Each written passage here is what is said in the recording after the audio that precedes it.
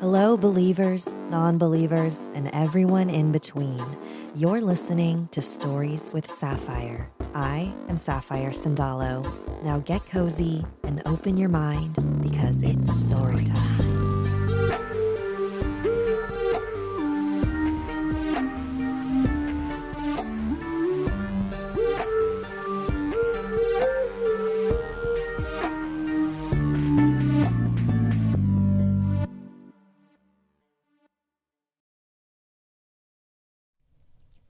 Happy Wednesday, everyone. Welcome to Stories with Sapphire Live. I'm Sapphire Sandalo.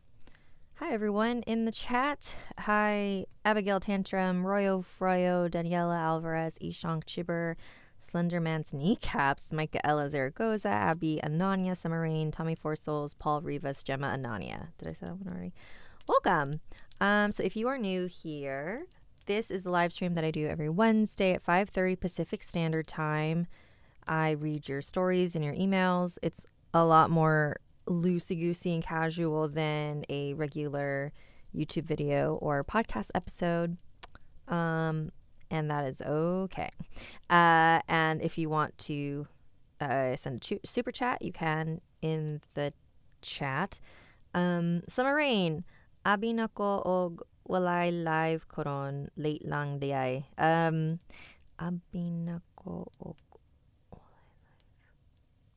Oh no, I'm so rusty. I'm not sure what's abi. Like open. I open and no I opened the live stream too early. Late, only late now. Now I'm also late. Is that it? Alberto HL, hello, welcome to your very first live. Because this is live, it's gonna have a lot more goof ups. Is that the word we'll use? Little goof ups. I pick the stories ahead of time, but I don't read them through, which I probably should. So I'm experiencing them for the first time along with all of you. Oh no.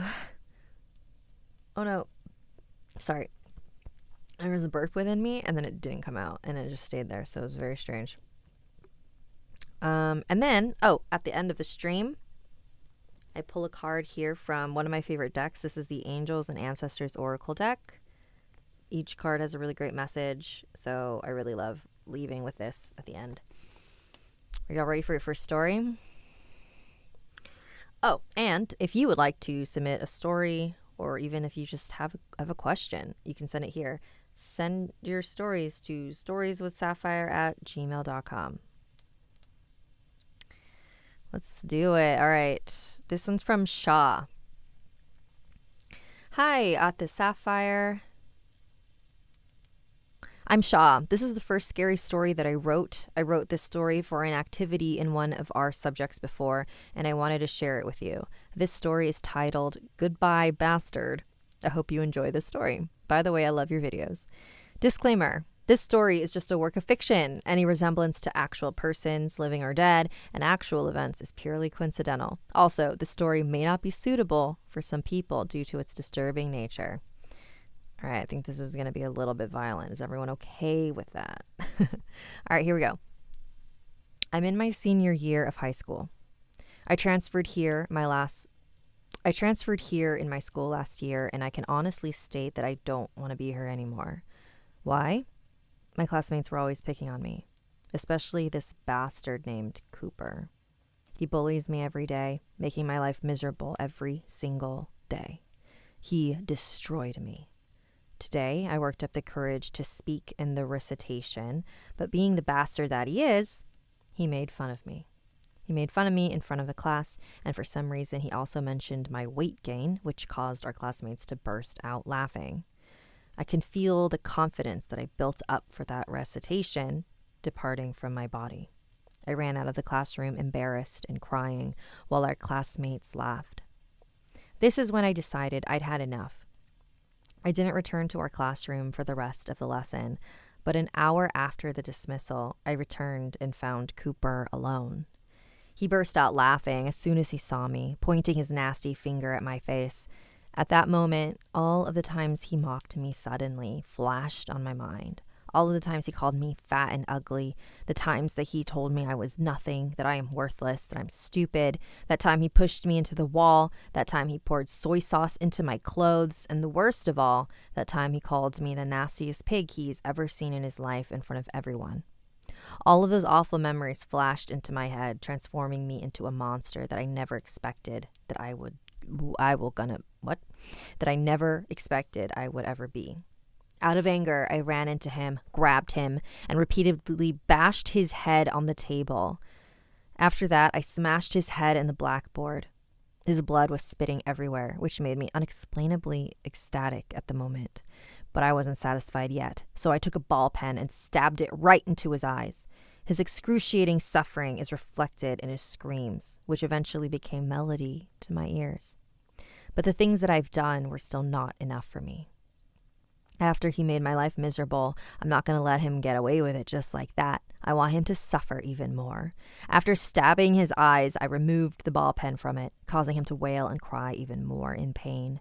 To finish this beautiful mess, I grabbed our classroom's flat-screen television, slammed it into his body until he died. After that, I burst out laughing, knowing that the person who had made my life a living hell would now be rotting in hell. For remembrance, I took out my phone and photographed his lifeless corpse bathing in his own blood, swiftly made it my phone wallpaper, both home screen and lock screen. After all of that, I walked straight to the mirror to fix myself, fixing my hair and wiping off his filthy blood on my skin.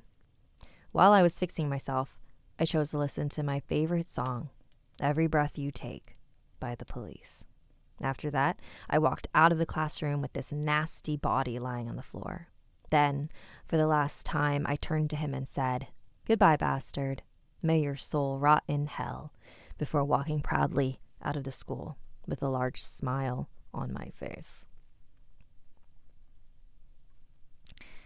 Shaw. I feel like Cooper's a real person. Despite your disclaimer. Adam, thank you for the super chat. Oh my God, $60. New super chat record. Pulled a retro frame Black Lotus from my Magic 30 box, so sharing the love.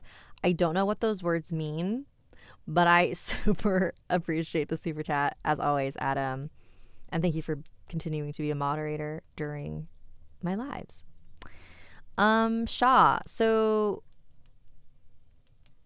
okay, so sometimes I'll give feedback on the stories. This one definitely just felt like a revenge fantasy.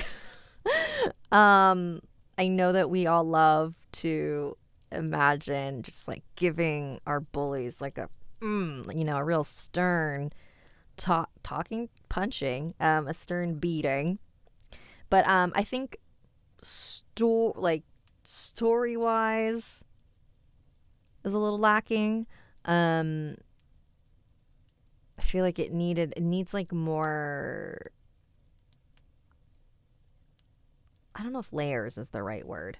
Like, it was just very straightforward, It's like, okay, the person is being bullied, and so they get revenge out on their bully, and then now they're happy. Like, I don't know. That's not enough. April A. Tongqua. Every one of us encountered a Cooper in our lives. Yes. So let's see. What feedback I mean, I guess, yeah. Like, expand on it more. Like, who is Cooper? Who are you? Why do these things get to you? I mean, obviously. But like, we need to understand like you as a person, and then how you change at the end of the story, because that's what makes a story, is a transformation of the person. There's no transform. I don't know what the transformation is. Do you know what I mean? Is the Royo Froyo, is the email in caps or no? The email is not in caps.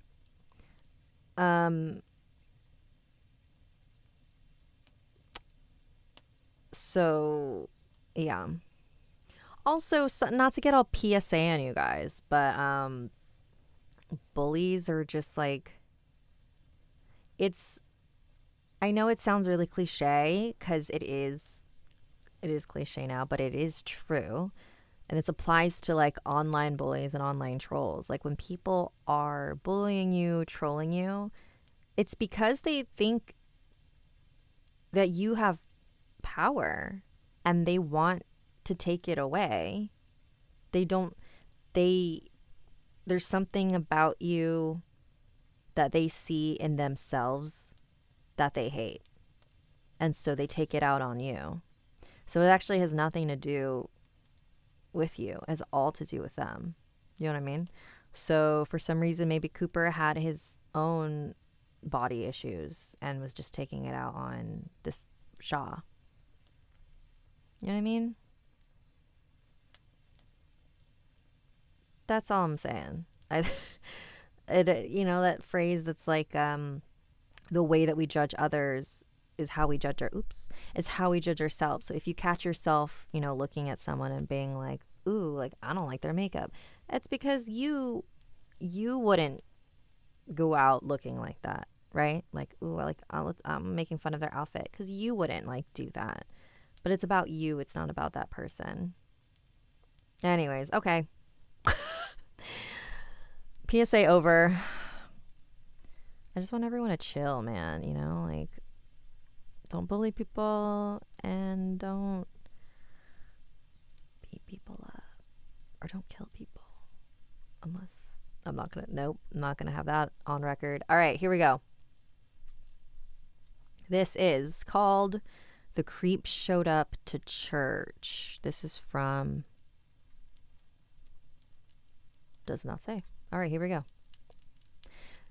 Hello, Sapphire. I had submitted my story a year ago around December, which got featured as the first story in your live stream, Have You Seen Orbs of Light? My story I sent was about the creepy tenant Mario and how he stalked around the house at night with his camera, trying to record me when I was alone. This story is something that also happened while he was still a resident of my grandmother before I was 21, and he was arrested when I was 22 and was never heard from again. What I'm about to share is not paranormal, but I will never forget this experience. Sometime before reaching age 21, my narcissistic and ignorant grandmother had urged the tenant Mario to come by and visit the church because she wanted to do her part in the inviting and obtaining potential Bible students to listen to the words of God. Knowing that he was an incredibly perverted creep who was skulking around my grandma's home with his video camera, I hoped he would never appear, but chalked it up to him probably never accepting the invitation. I was part of the church choir ever since I was 11 and stopped at age 27, so they likely saw my face every now and then. I constantly performed every Sunday and Thursday and would sit at the front row behind the podium, and the tall chairs were placed for the ministers and deacons to sit. The seating of the choir members faced the congregation, and like the arena-style seats, they rise with each row. There were 3 rows. The back was for the bass and tenor, middle was for altos, the front for the sopranos. The tall chairs would block our faces when we sat down, but the spaces in between them gave the sopranos a small view. One Sunday worship was something I never expected. As I stood up to sing a hymn, I looked up from my hymn book and saw Mario's face in the front row of the male section. A wave of disgust and vulnerability overcame my body. A feeling of weakness and dread pooled down to my legs. One can imagine the revulsion someone feels when they're being observed by a degenerate with ugly intentions. The inescapable situation in which you are glued to your position and can't leave to escape the view of an enemy. I continued to sing, trying hard to focus on my work like a dutiful member and not letting that ugly pig man distract me. I was thinking, what the hell is he doing here? Is he stalking me at church now? I already had massive pressure and lack of security in my church. I did not need a stalker in my life. So, I bravely continued my performance, trying to use my anger and dread as fuel, the urge to prepare for anything that could happen while maintaining my composure. No matter how I tried to feel fierce, the utter sense of being violated of any peace by some creep is something no woman should ever endure. One may think, didn't you tell anyone about this at church? No. Why? because my experiences there at my church, which is an entirely different story, has conditioned me to not trust anyone and nobody is there to help me. While it is obviously evident that most adults there are barely useful. Grandmother never heeded my concerns. My uncle served to enable her toxic ways. The church members' dismissal. Nobody there to protect you is the scariest thing. He came a couple of times and I repeated the process of maintaining my composure until that is he stopped after a few times. There was nothing more after that. For many, the horrors that we face, the disillusionment of the being hit by something beyond our comprehension, is not found within the paranormal or the great beyond of the physical realm. It will always be in the physical. The terror that we find when the people around you turn away with disgust or ignorance and you have to deal with the monster utterly powerless. Everywhere you turn, that lack of peace and left to fend for yourself against a threat looms in every waking moment.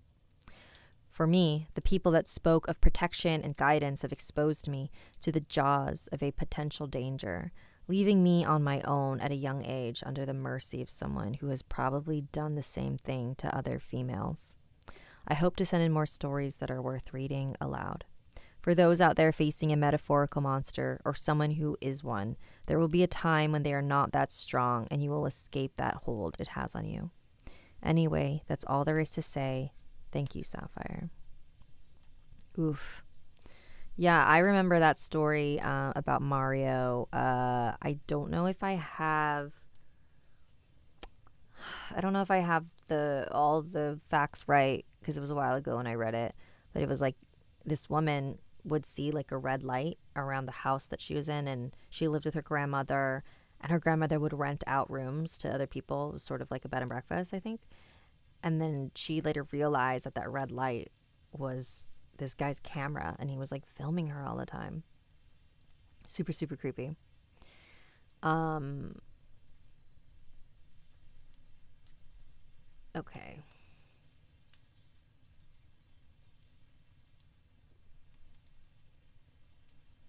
Scarlet Shield 009 power. They're looking for a target they can use as an outlet. It's like both. I think I don't know. I guess like what I was trying to say is like there's like, this is such a terrible example, but like if people are being bullied for like being really into something or like, you know, being really nerdy or like being really smart, and it's like it's because they think it's unfair on like a subconscious level. They want to take you down a notch because they wish they had that willingness to just like live freely. You know what I mean?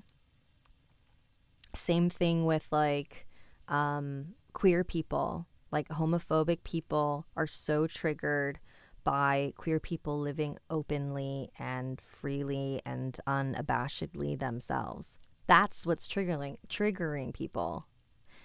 And so they want to take you down a notch because within them, they are not able to live in some aspect, whether it refers to sexual orientation or not. There's something in their life that they're like, I wish I could be that free, but they may not even realize it. So that's what I mean. I'm not saying people bully people more powerful than them. People don't bully people more powerful than them. There's something within the person that they're bullying that they wish they had, even if they don't realize it. Know what I mean? Anyways. America Chavez, I beg to differ. Most bullies bully because they just think they can. Yeah, I mean, there's people who also are just assholes. Like, it's a mix. I think it's a mix. There's no one catch all for bullies, but you know, you can respond to bullies in the way that makes the most sense. Because I also don't believe in the whole like just ignoring. I think it depends on the situation. You can tell if it's someone who's like who needs a curse sent to them to learn a lesson, right? But then there's other people where it's just like, oh, like you're just being weird, so I'm gonna ignore it. There's a difference. Anyways, this episode quickly became a PSA, and I don't know how that happened, but you know what? Sometimes it happens. All right, we have, oh wow, time flew. Let's see if we have a little shorty.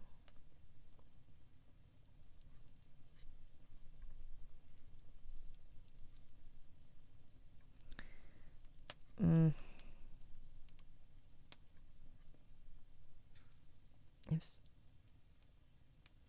Okay, this one's short. Here we go. This one is from no name. No, Trinity.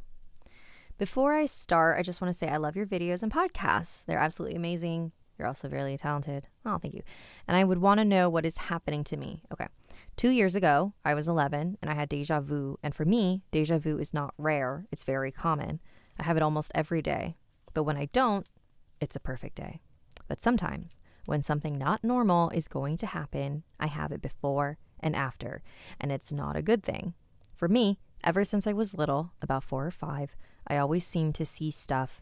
And I know very common, but at ages 11 and random, the punctuation is a little weird on this one. Random night, I woke up and I always shut my doors to the hallway, my closet and bathroom, and the bathroom one is always locked. And I woke up around 3:10 a.m. and I was confused because every door was open, even the locked one. And I thought it was weird and I got scared. And my cat, Erebus, is an all black cat.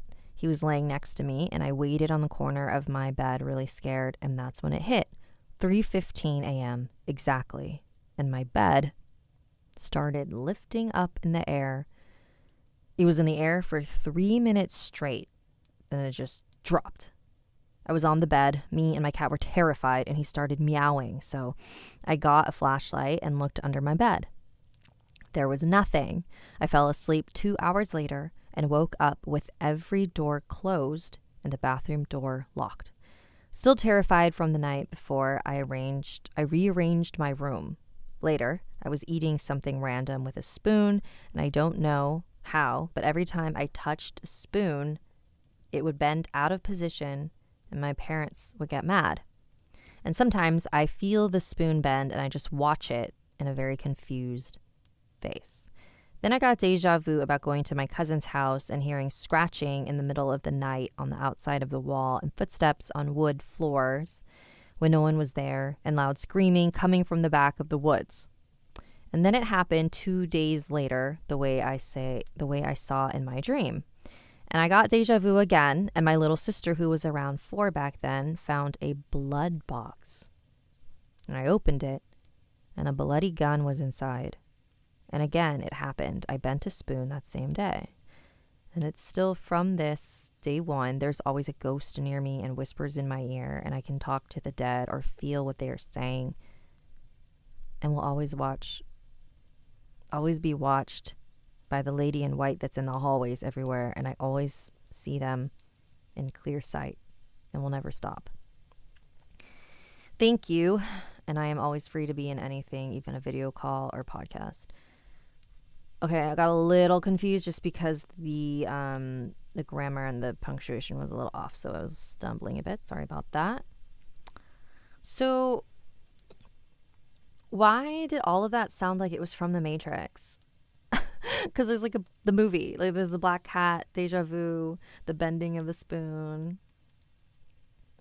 I don't know what to make of this story, Trinity. But I will say, deja vu, can happen if you are in a heightened stress state. If you've been losing sleep, that also can make deja vu happen more frequently. Because I have noticed that I will get deja vu when I'm under like major stress, and I haven't been sleeping well. So that's one reason. So have you been sleeping well? But deja vu also can signify that like something, weird, spooky, strange is going on. So if this has been happening your entire life, it could possibly be that. But I don't know. I don't know when to make of that. But try to get better sleep and see if the deja vu stops. Try that first. Okay. Alex Tinsley, I just changed the conversation. I noticed you're opening live streaming. That's a cartoon, you with 2 pets. One of those dogs is a ghost dog. Yes, one of the dogs is a ghost dog because he is dead. He died in 2021. His name is Zisu. He was the first dog I owned as an adult. I still have 2 dogs now. I got a new dog last year, but I haven't had the chance to animate him in to the animation because I am. Oh my God. Goth music Latin America calling out what I could not see. Trinity is from The Matrix. Bro, is that a prank? Are you pranking me? Man, I need to vet these stories better because I'll just skim them and then I mark them for the live stream, but I'm gonna vet these better. Trinity, you trying to trying to pull a fast one on me? I see what you're doing. Okay. It's card time. All right, everyone, take a deep breath. Okay.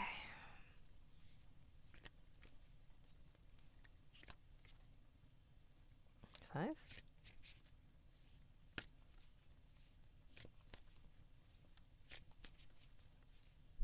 Okay.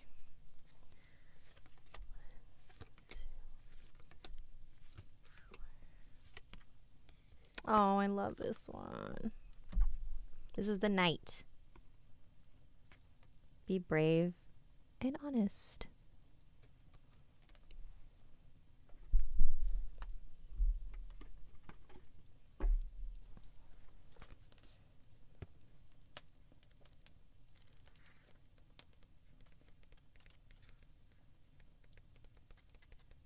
All right, here we go. Do the right thing. Is this for our first bully story? Okay, here we go. Do the right thing, even if it isn't the easiest option. Stand for what you know to be right and true. The knight is a knight in shining armor, dedicated to the crown that his sword defends. In this sense, he is a protector of the Holy Grail and therefore your spiritual growth and expansion. He represents the warrior in you. Whether you're male or female or in between, that energy is within you. His sword and armor show he is courageous and strong, but if you look closely, you will see that he has a tear running down his face, showing his willingness to be vulnerable and his love for what he protects. The energy of respect is important right now. You are being encouraged to figure out what is important to you and what you stand for. If you are in a space where there's opposition, you are being guided to follow through with integrity, because even if it seems like this will slow your progress, your rewards will be much more abundant. You are being surrounded by a light of bravery to help you. This card also brings justice. If you are longing for justice, please know that the universal energies are working to bring everything back into order and that you don't need to force anything through with your will. If you have made any mistakes recently, it's important to take ownership of them so that you can align yourself with improving the situation. If you're feeling the need to defend your spiritual path at this time, back down and let it protect you. I like that. Oops, my gosh, I keep hitting the thing. Okay. Yay. The Knight. Thank you, cards. All right, well, that's our stream for today. Tomorrow, I live stream again at 4 p.m. Pacific Standard Time. That one is a vibe stream. I'm going to continue reading from, what's the book we're at? More Bones. That live stream, I just read stories set to lo-fi music, and you can come hang. You can, put it on in the background while you're getting ready or something. I don't know. It's all about vibes. And I hope to see you there. Okay. Thank you. Haydel Productions, Guanabana, Ayaka Sano, Michaela Miller, Scarlet Shield 009, Coincidence, Gary Hansen, Omega Libra, Rainier Rainy Days. Thank you so much for hanging out, and I hope to see you tomorrow.